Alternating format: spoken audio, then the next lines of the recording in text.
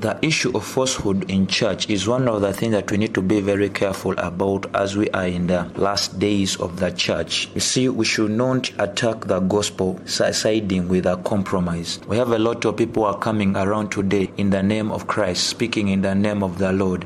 Just like in Jeremiah 23:21, it says, I have not sent these prophets, yet they run. I have not spoken unto them, yet they have prophesied.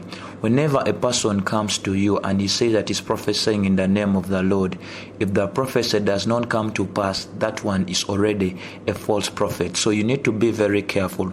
Many of these people here, they are actually under what we call the prosperity spell. These are people that are always milking the church. They keep on deceiving the people who are gullible on TV and on radio stations, even in different seminars and conferences. So children of God, we need to be very careful about such men who do not have the heart of the gospel. It's all about them. Most of them, they are under what we call the prosperity spell. They are always promising the children of God what we call false hope, and actually promising them big businesses.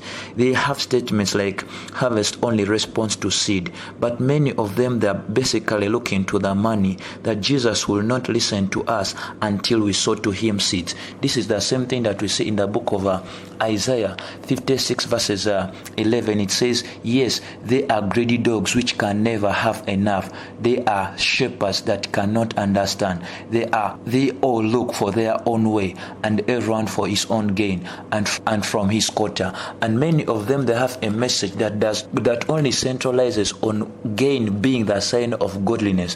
When you consider the book of 1 Timothy chapter 6 verses 4, when Paul was writing to Timothy, he warned him about these guys, telling him to consider this. The Bible says that he says that he is proud, knowing nothing, but doting about questions and strife of words, wherefore cometh envy, strife, railings, and evil surmisings. Verses 5, perverse disputings of men of corrupt minds and destitute of the truth, supposing that gain is godliness. From such withdraw. The Bible tells us to withdraw from such men because their main appetite is actually to see what they can get from the believers.